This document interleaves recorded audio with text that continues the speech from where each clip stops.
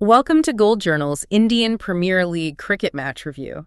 Imagine standing in the outfield and there's like 80,000 fans just screaming around you. Oh man, the noise alone would be deafening. Right. It's intense. And a routine catch is flying toward you. But instead of, tracking the ball, you're calculating how a dive might ruin your multi-million-dollar international contract. Yeah, or you're literally thinking about an Instagram post you want to mock. Exactly. I mean, today we are doing a deep dive into this wildly chaotic matchup between Punjab and Mumbai. And honestly, if you have ever watched a team go from absolute playoff favorites to just experiencing a spectacular, baffling meltdown, this deep dive is completely for you. It really is. We are going to break down exactly how the anatomy of a collapse happens. Because look, this game wasn't really about runs and wickets. I mean, it's a story of unexpected leadership, on-field revenge, and some truly bizarre locker room drama. It's honestly a fascinating case study because what we're looking at here is a masterclass in how psychological pressure and off-field toxicity don't just make players unhappy, they actually literally dismantle their on-field physical mechanics. Wow. Yeah, so let's start right at the top because the psychological tone for this entire match was really set by the leadership vacuums in both dugouts.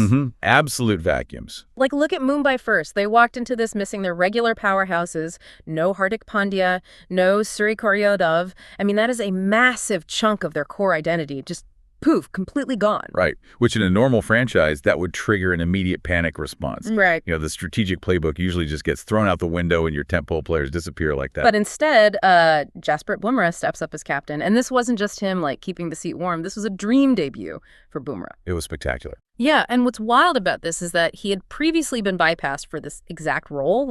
Management had unfairly labeled him as too injury-prone to lead a franchise, but he takes the reins and just delivers this brilliantly aggressive, surgically precise 4-over spell. Well, that performance is deeply rooted in the psychology of vindication. I mean, when a player who has been marginalized or doubted is suddenly handed the keys, you typically see one of two physiological responses. Okay, what are they? So they either crumble completely under the adrenaline of trying to prove everyone wrong, or, and this is what happened here, they experience this immense clarifying focus.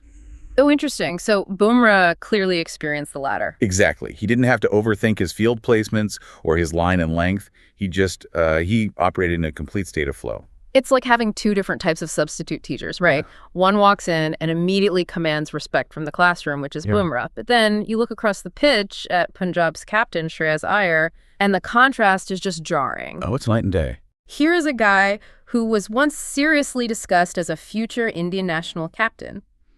But right now, I mean, he is buckling. The substitute teacher has completely lost control of the classroom. Punjab is suffering through 5 consecutive losses. And his usually calm demeanor is visibly cracking. Yeah, you can see it on his face. And there was this defining moment where Iyer got bowled on a completely normal delivery. It wasn't a magic ball. It didn't spin wildly. He just completely misjudged the trajectory. But wait, I have to challenge this. Go for it. These guys have played thousands of hours of professional cricket. Muscle memory should take over, shouldn't it? Why would a captain's mental state override ingrained physical reflexes to the point where he misses a routine ball? That is the crucial question, really. And it comes down to something we call cognitive overload, which actively breaks down a batsman's kinetic chain. Okay, wait, break that down for me. What exactly is the kinetic chain? Sure. So the kinetic chain is the specific, rapid sequence of movements your body makes to execute a complex action. For a batsman, the energy starts in the feet. Then it transfers through the hips, into the shoulders, and finally down the arms into the bat. And all of this has to happen in a fraction of a second. So normally you don't even think about it. Exactly. Normally, muscle memory handles this subconsciously. But when a captain is carrying the weight of, 5 consecutive losses, their mind is cluttered. They are thinking about the previous over, the field placement, the media scrutiny. So they're distracted. Yeah. And that cognitive clutter interrupts the subconscious process. The brain misfires, and the timing of that chain breaks. So, the hips rotate a millisecond before the feet are planted. Oh, wow. So it's like trying to run a really high-end video game on your computer while you have 40 browser tabs open in the background. Yes. Perfect analogy. Like the physical hardware, the processor, the graphics card is perfectly fine, but the system stutters and lags because the RAM is completely maxed out. Iyer's mental RAM was just totally full. Spot on. And if we connect this to the broader team structures, it highlights a really stark difference between these two sides. Mumbai has a deeply ingrained system that allows for plug-and-play leadership. Bumrah can step in, and the machine just keeps running because the system supports him. Right, the foundation is solid. Exactly. Punjab, however, relies entirely on their captain's personal form to set the foundation. When Iyer's RAM gets maxed out and his confidence shatters, the foundation of the entire team cracks with it. And if the captain's foundation cracks, that leadership vacuum is immediately filled by massive individual egos, which perfectly explains the absolute chaos we saw erupt on the pitch. Honestly, it was less of a professional sports match and more of a reality TV show playing out in real time. Yeah, the tactical discipline just completely evaporated. It was replaced by individual agendas. Let's talk about Yuzvendra Chahal, because here's where it gets really interesting. He bowls an incredible spell. He gave up only 12 runs and took 1 wicket in his first 3 overs. Amazing numbers. Right. And it was a huge wicket, a dramatic dismissal of Rohit Sharma. But nobody was talking about the delivery. They were talking about the celebration. Oh, the celebration was wild. Chahal went absolutely crazy, and it wasn't about celebrating the wicket with his teammates. This was a pointed, aggressive act of revenge directed straight at his own captain, Iyer, and the Punjab management, all because they denied him an over in the previous match. Think about the power dynamics of modern franchise cricket required for that to even happen. It's crazy. You have a premier bowler who is using his on-field success to actively mock his own leadership on national television. It is a stunning display of a fractured dressing room. He was essentially shouting, look at what you kept on the bench. Look at how incompetent you are. But how does management let it get to that point? How does a coach lose so much control that a player feels comfortable declaring a proxy war against his own boss mid-match? Well, because in the current franchise ecosystem, player salaries and individual social media followings have completely dwarfed traditional management authority. That makes sense. Many of these elite players are essentially walking corporations. When a player's personal brand is more valuable than the coach's entire career, the traditional power structure flips. The players become virtually uncoachable. They feel completely immune to traditional discipline. Which takes us straight to the chase, because this individual-first mentality was on full display. Mumbai needed 50 runs in the last 3 overs. Statistically, that is a massive hill to climb. Huge. You need utter concentration for that. Exactly. But Tilak Varma shifts into high gear and smashes 3 sixes to win the game. An incredible athletic feat. But then we get another layered, highly political celebration. Yeah, Varma's celebration was an absolute masterclass in nonverbal communication, completely divorced from the team's actual victory. Right, so he flashes the number 45 with his hands, which is a very clear tribute to Rohit Sharma, right in the middle of all the intense public debate about Hardik Pandya's captaincy. Very deliberate. And then, and this is the part that just blew my mind, he flashes his chest and his abs. He did this to directly mock a specific social media post that had been made by Punjab's Prabhsimran Singh. They are settling Instagram beefs in the middle of a high-stakes 50-run run chase. It's unbelievable, because when players are more focused on going viral or settling a score than they are on the collective win, the integrity of the team dissolves. You are no longer watching a cohesive unit. What are you watching then? You are watching 11 independent contractors playing on the exact same field, using the broadcast to manage their personal PR. Wow. 11 independent contractors. And if your cognitive focus is completely split between the match and your PR strategy, I guess it perfectly explains why the basic fundamentals of the game were completely abandoned. Because we saw a literal Butterfingers epidemic from both sides. It was honestly shocking to watch. It really was. The clearest physical symptom of a distracted team is always a collapse in fielding standards. Always. Let me paint the picture for you, listener, of this one single over bowled by Corbin Bosch. 3 catches were dropped in 6 deliveries. 3. In 1 over. Yes. And these weren't spectacular, diving, fingertip catches at the boundary. Vishnu Vinod and Tilak Varma dropped absolute sitters.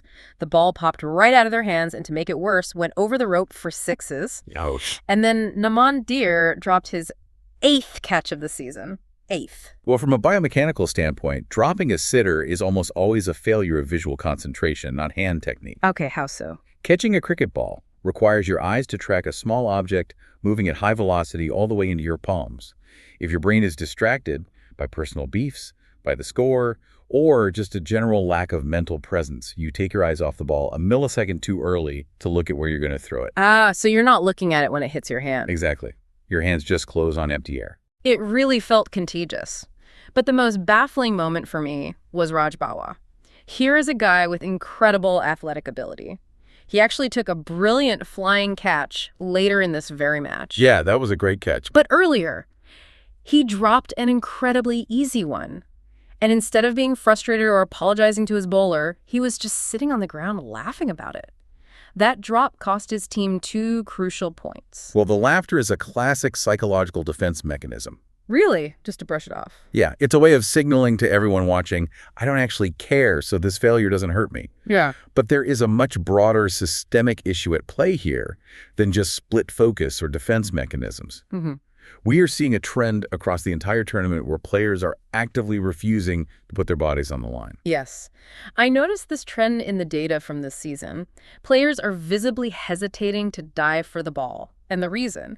They are terrified of getting injured right before a massive upcoming international season. That's the self-preservation theory in action. But I have to push back on this modern mindset, because when I was looking at these clips, I immediately thought back to Yuvraj Singh in the 2011 World Cup. Oh, a legend. Right. That guy was literally dealing with a severe, life-threatening illness, coughing on the pitch, and yet he was throwing his ailing body around the field like his life depended on it. Yeah. He wanted to win that badly. Yeah, it was inspiring. So, listener, think about your own career for a second. Have you ever hesitated to go the extra mile because you were protecting a bigger opportunity down the line? That's what we are seeing here, but on a massive scale. Have we traded genuine blood and sweat passion for calculated career preservation? It is a harsh reality to confront, but the economics of the sport have fundamentally shifted the psychological baseline. I mean, look at it from the player's perspective. Okay, let's look at it. The financial and career incentives tied to the international season are astronomical compared to a single franchise game. If you shatter your collarbone diving for a boundary in a match your team might lose anyway, you miss out on national selection. That makes sense, yeah. That single dive alters the entire trajectory of your career and your generational wealth. So it's like a subconscious risk-reward calculation happening in real time while the ball is in the air. Precisely. It creates a subconscious physical hesitation. The brain signals the body to protect itself. That microsecond of hesitation, that slight pulling back of the arms, is the difference between a spectacular diving catch and a drop sitter. That's fascinating. It's not necessarily that they lack passion, but their survival instinct, both physical and financial, is overriding their competitive instinct. Wow. So you have players who won't dive to save a boundary because they're protecting future paychecks, players fighting their own captains on the pitch, and players obsessed with settling social media beefs. It paints a very bleak picture. It really does. But as wild as all of that on-field behavior is, it turns out it is just a symptom of a much deeper, much darker disease infecting the Punjab squad behind closed doors. The extracurricular chaos. When the dressing room rots, the pitch is just the place where the smell finally gets out. That is a great way to put it. Because Punjab had this incredibly dramatic split season. They were fantastic in the first half, and then they suffered this total inexplicable collapse in the second half. And now we know why. Yep, the rumors came out. The locker room was reportedly incredibly toxic. We are talking about alleged player mutinies against the captain. There were even shocking rumors circulating about honey traps being used to distract the squad in their hotels. I mean, when you hear things like mutinies and honey traps, you have to realize that the locker room has completely ceased to be a sanctuary. It's supposed to be safe. Exactly. It's supposed to be the one place players could decompress. Yeah. Instead, it became a war zone of paranoia and factionalism. And their social media behavior just reinforces how bad the culture had gotten. You had the Snapchat incident with Arshdeep Singh. He posted a controversial social media reel that was actually mocking Tilak Varma's skin tone. Yeah, that crossed a huge line. It got so bad, so publicly offensive, that the BCCI had to step in and officially ban that kind of behavior. Imagine trying to execute your highly technical day job perfectly while your coworkers are busy filming offensive TikToks about rival companies and starting HR nightmares. It's insane. That is entirely unsustainable. And you see the very real human cost of this environment in players like Marco Jansen. Yes. Jansen. He suffered a complete loss of form in the second half of the season, right? Both in his batting and his bowling. He just fell off a cliff. Exactly. Jansen is a highly talented, usually reliable all-rounder, but in this paralyzed, toxic team environment, he became a casualty. If we connect this back to what we discussed earlier about cognitive load and the kinetic chain. Oh, right, the mental RAM. Yes, elite performance requires absolute maximum mental bandwidth. You cannot execute a highly technical, high-pressure skill like fast bowling or power hitting when your nervous system is completely fried by off-field controversy. It just doesn't work. No, the toxic dressing room culture acts like a poorly coded background application on your phone that is just draining your battery to zero before you even step onto the field. That brings it all full circle perfectly. You literally cannot execute a 200-run chase when your team is collectively drowning in drama. You just do not have the mental processing power left to track the ball, plant your feet, and swing the bat. You really don't.